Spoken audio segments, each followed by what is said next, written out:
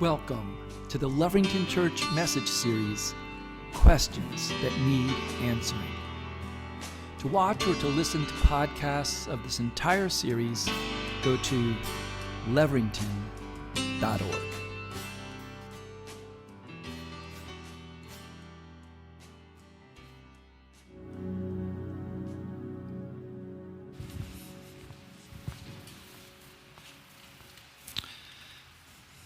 So, the pandemic's over, at least for now. Everything should be great now, right? And yet I think a lot of us feel like something is still off. We're in this in-between time. I know a lot of people who are trying to put the pieces back together, and they're getting up and they're going through the motions. But when I talk further with them, they're like, but in the background, there's like this restlessness in me, this dis-ease. There's an anxiousness. And I find it hard to keep on track. I find it hard to stay the course and keep committed to things. I tend to flit from thing to thing. So why is this? If you've read our church newsletter, you know that about a month ago, I heard myself say to myself out loud, I feel like an overexposed photograph. Overexposed. Many of you know the way an old-fashioned camera works. If the lens is too tight, the aperture is too tight, then there's not enough light coming in, and so the image is dark, and you can't understand it. You can't tell what's going on. But if the aperture's opened up too much, then too much light comes in, and then it's the same problem. It's too bright, and you can't tell what anything is. And so I think that is our situation. Well, you might say, okay, well, overexposed to what? What have we been overexposed to? The sorrows of the world and the schemes of men. We've been overexposed. We've been overexposed to factoids. There is simply too much information coming in about all the tragedies around the world, 24/7, all these factoids.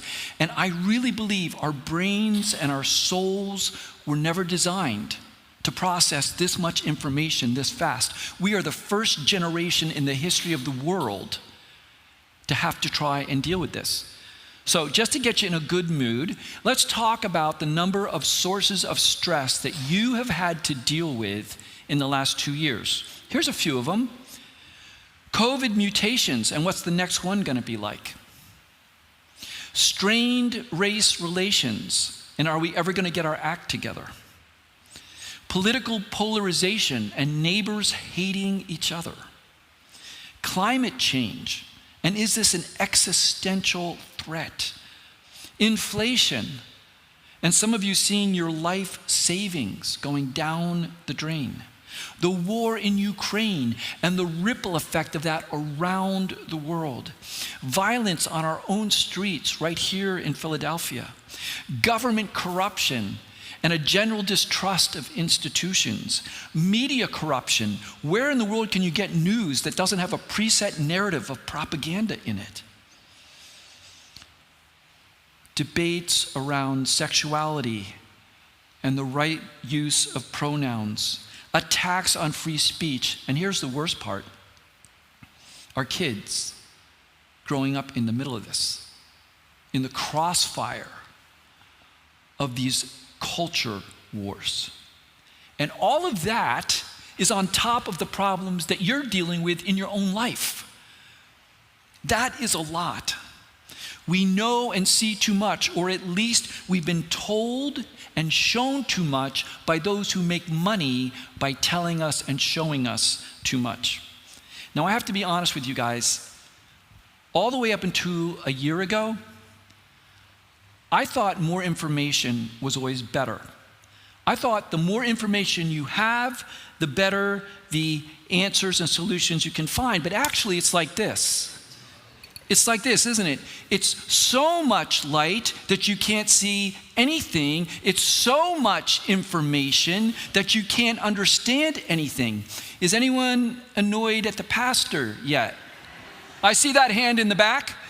Did anybody realize you were going to be getting a tan if you came to church today? All right, I couldn't resist. I found this when I was thinking about photography. Okay, we're all awake now, all very annoyed at me.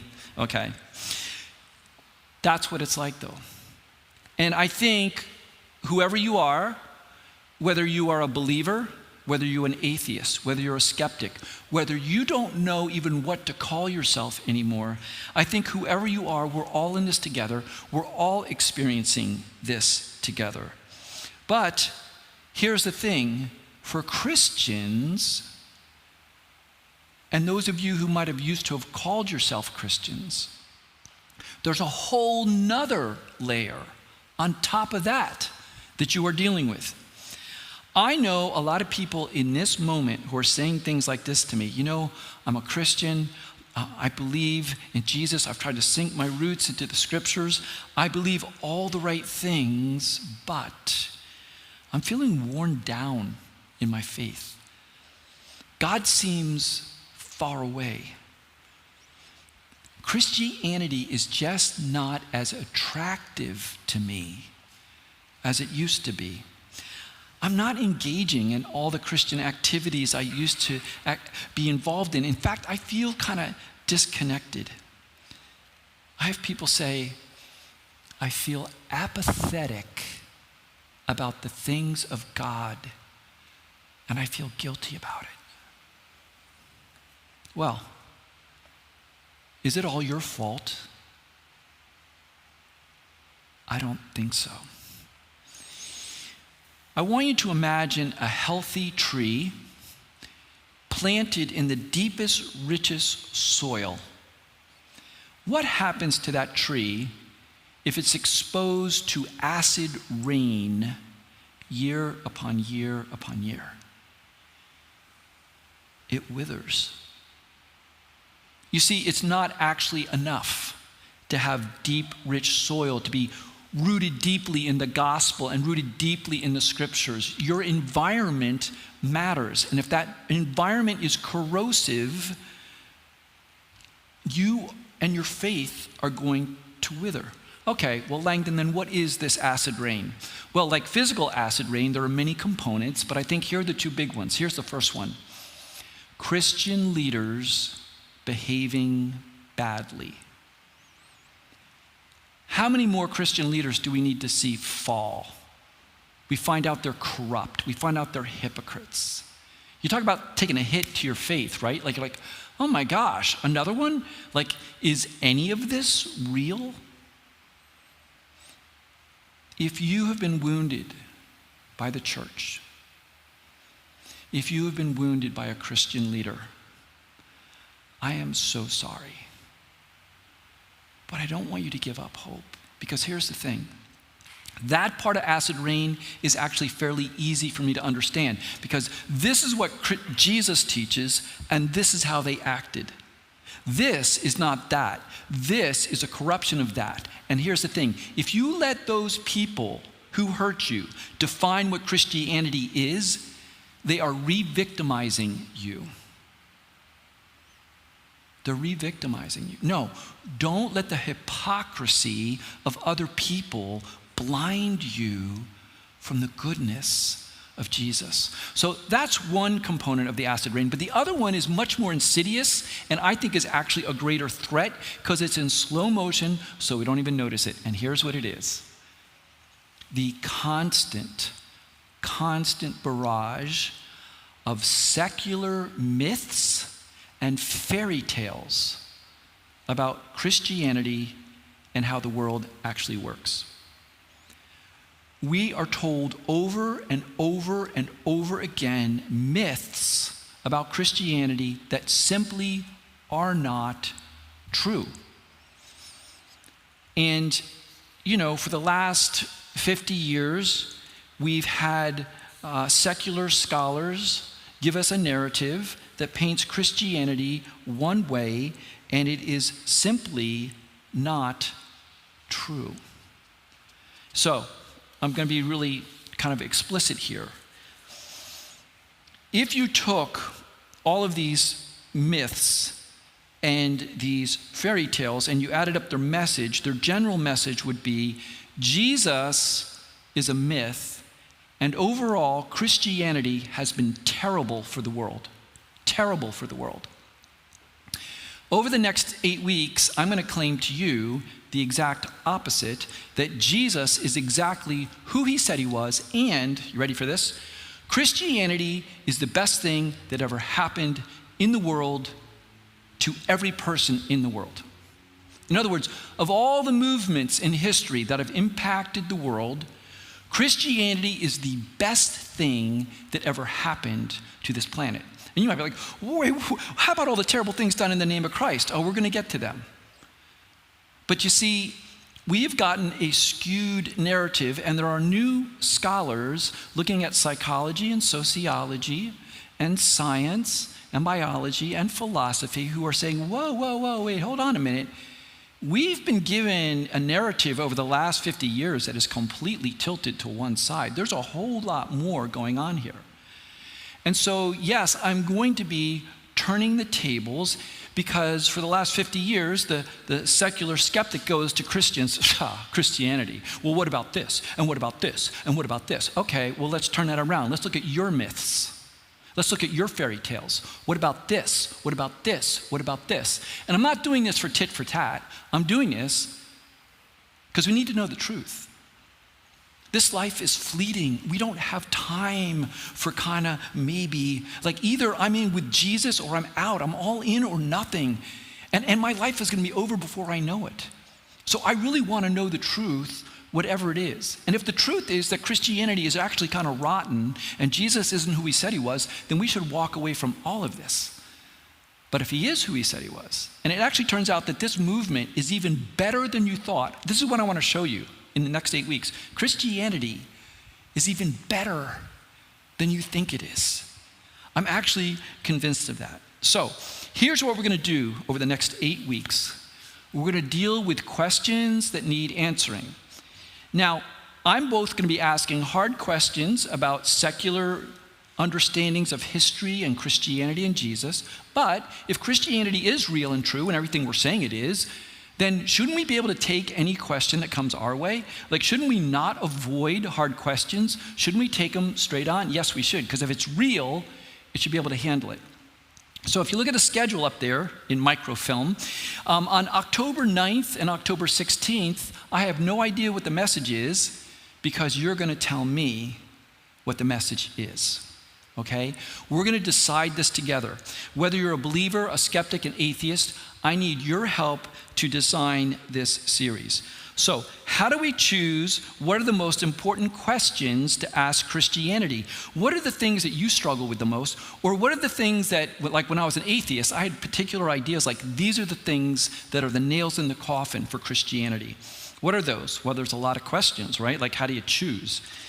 Well, a young scholar by the name of Dr. Rebecca McLaughlin wrote a book recently called Confronting Christianity, 12 Hard Questions for the World's Largest Religion. And I looked at her questions, and they're awesome. Now, of course, I'm obsessive compulsive, so I had to add one more. I added a 13th question. But if you look at this list, can you go to the next slide, please? These are the questions that she puts up, and I think they pretty much capture almost everything that I've wrestled with and what people are bringing to me. So here's what I want. Whether you're a skeptic, a believer, or you don't know what to call yourself, I want you to help us make this as good as it can be. I want you to take this survey. You can use the QR code. You can go to leverington.org. We have handouts at the help desk you can grab. I want you to vote for 2. And whichever 2 you vote for, and if you get bored during my sermon and you want to do it right now, I will not be offended. I want you to pick the 2 that you think are the best questions. So either the 2 that you wrestle with most as a believer, Or the two, if you're a non-believer, that you're like, these are the two reasons that I most cannot embrace Christianity. Now, if you are here and you know someone else who's a skeptic, maybe somebody in your family or a friend or a coworker, why don't you ask them to help us? Say, look, hey, my church is doing this series. Will you help me? Just tell me which two of these you think are the biggest strikes against Christianity. This would be helpful. Like, we want to know what real people actually think, and that's what's going to decide what those messages are. All right, so that's what we're doing. It's going to be fun, questions that need answering. And if you hear Gandalf the Grey in that sentence, you get extra credit. Now, what about our message for today? What about our message for today? Is there a path that leads to real hope? Given our exposure, given this acid rain, I think a lot of people are feeling kind of beat up, a little bit hopeless, a little bit helpless. And so I thought this would be a first great question to come to. And it actually addresses the first secular myth I want to lift up. And this is what I heard. Here's a myth I heard. The Bible sells a false hope. It's a fairy tale. It doesn't deal with real life the way it actually is. It paints this rosy-colored religious version of don't worry, be happy. It paints a view of don't ask questions, just believe, and then everything will be great. Well, is that what the Bible really teaches, or is that what people say the Bible teaches? How does the Bible actually describe the human condition? Let's take a look at Job chapter 7, starting in verse 2. This is a real person. This is one of the oldest books in all of the Bible. It's over 4,000 years old. And this guy is looking at the state of his life, how he is experiencing life in the moment.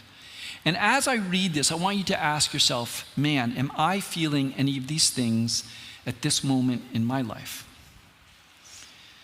Like a slave longing for the evening shadows, or a hired man waiting eagerly for his wages. So I've been allotted months of futility, and nights of misery have been assigned to me. When I lie down, I think, how long before I get up?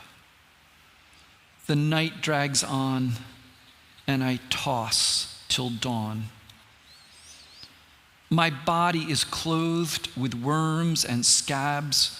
My skin is broken and festering. My days are swifter than a weaver's shuttle, and they come to an end without hope. Remember, O God, that my life is but a breath. My eyes will never see happiness again. Dropping to verse 11. Therefore, I will not keep silent. I will speak out in the anguish of my spirit. I will complain in the bitterness of my soul. Speak out to who? Speak out to God. Ask hard questions of God, questions that need answering. I will complain to God about my life. So think about this. This is a guy who loved God, who did all the right things, and still he is suffering. This is what the Bible teaches life is often like. That sounds pretty realistic to me. That sounds like the actual human condition to me.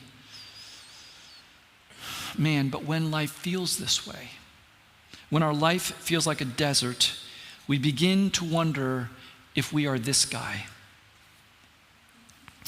I got to tell you, the cynic in me just loves this, right? For those of you listening to the audio podcast, there's this guy and he's trying to make it through the desert and he sees an oasis, but there's a sign in front of the oasis and this is what it says: last mirage for the next 20 miles. Maybe some of you wonder if that's what religion is. A mirage of hope, a false hope that never proves true. If that's the case, wouldn't it be better to give up hope? You know, to be honest, to be brutally brave, to face the reality of what life is really like, to be like Macbeth. You know, Macbeth looks at life and he says, oh, what is life I'll tell you what life is. Life is a tale told by an idiot, full of sound and fury, but signifying nothing. But some of you know that Macbeth is a character who was created by a man named Shakespeare, and Shakespeare knew that Macbeth did not see the whole story. Who turns out to be the bigger fool? This guy who is still holding on to hope, or this guy?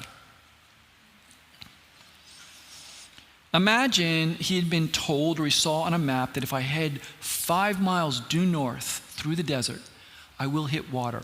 I will hit this oasis. And so he's desperate, so he sets out. And he comes over one sand dune, and he looks around. All there is desert.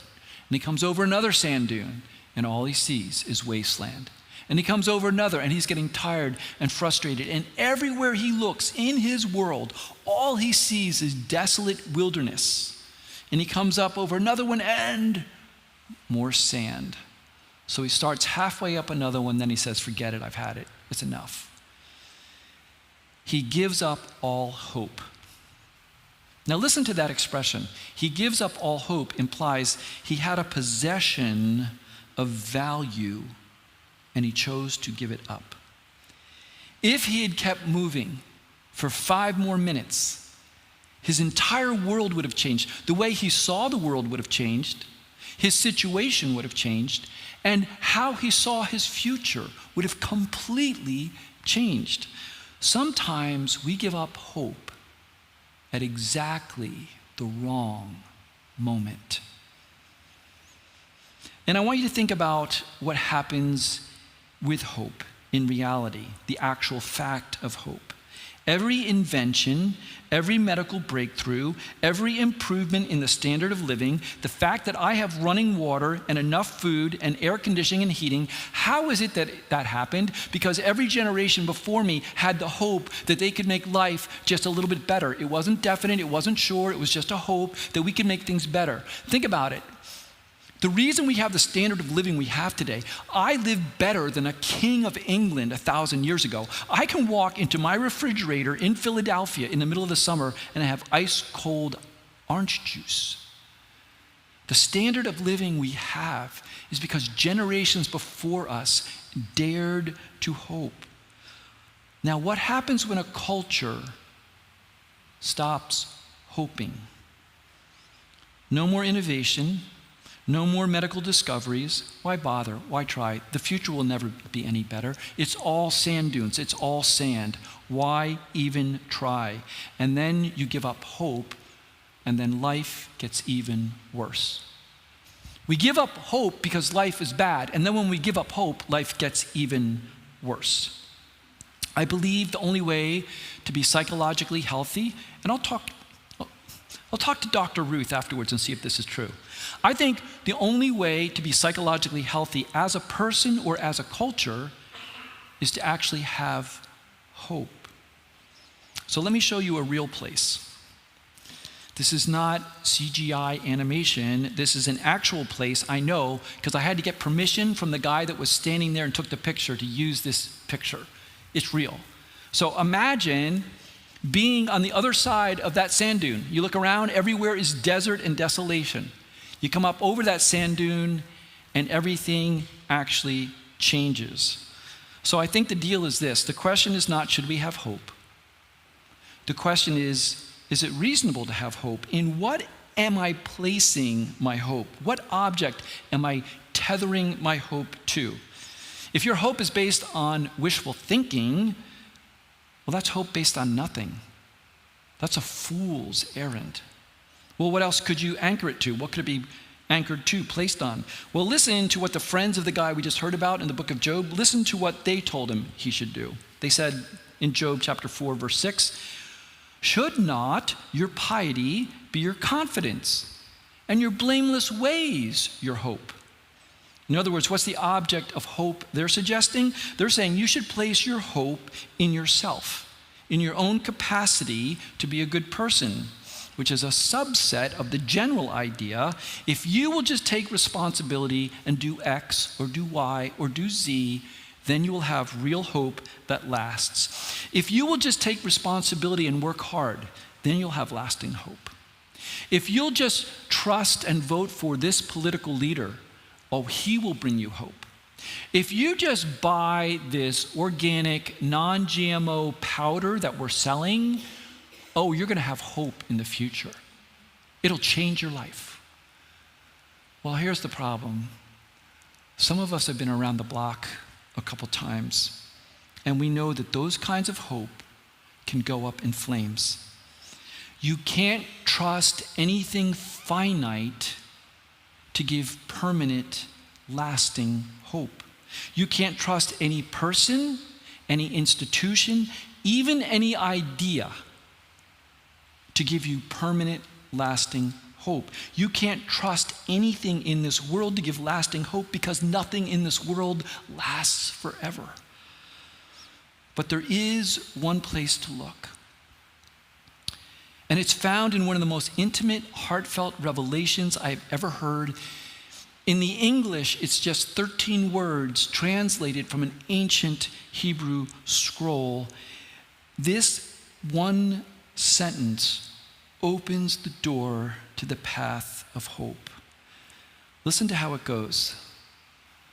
Find rest. Oh yes, I want to find rest. I want rest and peace and hope. Find rest. Okay. Find rest, oh my soul. Wait, why are you talking to yourself? Like, if you know this is true and you really believe it, like, why are you saying, find rest, oh my soul, like you're reminding myself? Because fallen, broken people in a fallen, broken world have to constantly remind themselves of the truth because they're always drifting away from the truth and they're always trying to find shortcuts that don't work. Find rest, oh my soul, in God alone. My hope comes from him. Listen to that again. Find rest, O my soul, in God alone. My hope comes from him. Don't put your trust in wealth. Don't put your trust in men. Don't even put your trust in yourself. If you have any self-awareness, you know that's not absolutely dependable either. Instead, put your hope in God alone. So the question for you this morning is, what are you putting your hope in really? Like if you were really, really honest, what are the things you're putting your hope in? And notice the wording, the hope comes to me. Sonata just sang that to us. The hope comes to me. I don't conjure it up. I don't make it up. It comes to me from God, a hope that lasts forever because it's from the one who was and is and shall be the maker of heaven and earth. It's a hope not based on my perception of what's going on around me, but based on the history, the actual history that God is unfolding. It's a story and it has a final chapter that we are heading toward. You see, as you read the Bible for yourself, many of you would agree with this. The primary message is this: there may be terrible chapters in your life, just like Job had. But if you submit yourself to God's keeping, your story ends well, even if it's on the other side of death, even if it's on the other side of that sand dune that you see. Okay, well, wait, what exactly is he hoping in? Look at what Psalm 147 verse 11 says. The Lord delights in those who fear him, who put their hope in what? In his unfailing love. Now this is really important to get, you guys. He's not putting his hope in a religious idea. He's not putting his hope in the idea of God. He's putting his hope in God's actual love for him that was, that is, that will be. His unfailing love. So it's a relational, he's putting his hope in this relational love of God. So I have friends, and I hope you do too. I have a few people in my life that I would trust my life with. I know they have my back. And when you have people like that in your life, you can hope in them, right? There's an amount of hope I can put in them. I can trust that I'm putting my hope in they're going to come through for me. But of course, they're finite and broken, and they don't do perfect either, just like me. So it's a partial hope. But what would be the hope for one who never tires, never fails, is totally beautiful and true and wants what is right and true, the maker of heaven and earth, what would it be like? How trustworthy is that? As trustworthy as it gets. And what happens when I live this way, according to this scripture? God delights in me. Now, I want you to think about this. Does God delight in you? When you do this, when you put your hope in his unfailing love, those of you who've ever thrown a child up in the air and caught them, or if a kid's standing here and you're like, okay, buddy, jump to me, and they jump. Do you know how you delight in that when they jump to you? That's what it is. That's the way your relationship can be with God. When all around me looks dark and desperate, when I've been overexposed to the sorrows of this world and the schemes of men, when I'm in the darkest of places, if I cast all my hopes on God, believing that somehow he will carry me through this out the other side, he delights in me the way a parent delights when their child jumps to them. So I'm telling you, this is how I think the world works. But I haven't proven anything yet, have I? I haven't proven God's existence. I haven't proven that if you live this way, things will actually get better, even though I believe that's true. If Christianity is true, you see, the proof is in the pudding.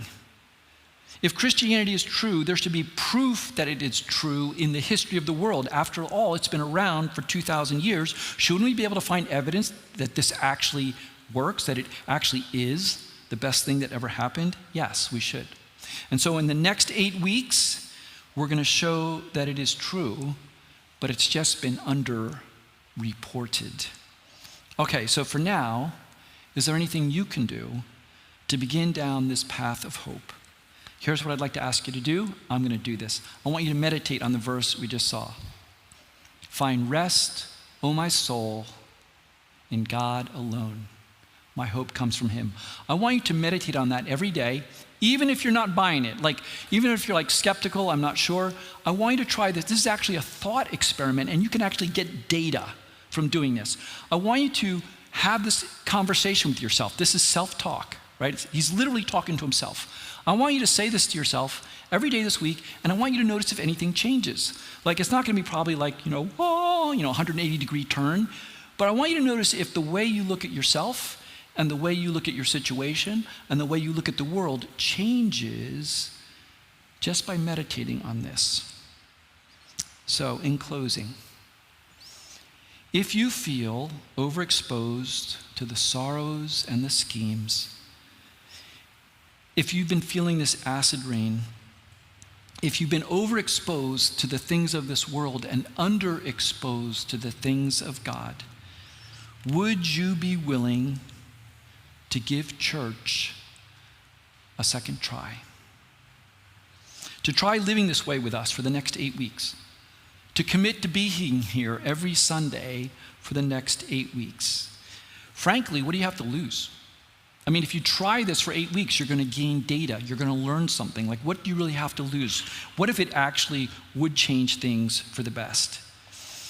If you join us every Sunday for the next 8 weeks, you will be exposed to the things of God. You'll be exposed to worship. You'll be exposed to community. You'll be exposed to teaching. And you'll be exposed to mission. And I do want to invite you to come back next Sunday as we discover the first reason that Christianity is even better than you think it is. Join me this week in this practical experiment of having this self-conversation. Find rest, O my soul, in God alone, for my hope comes from him. Amen. Thanks for joining us today as we strive to think carefully about our faith. You can help keep this ministry on the air by making a donation at leverington.org. For now, may the Lord bless you and keep you. We'll see you next time.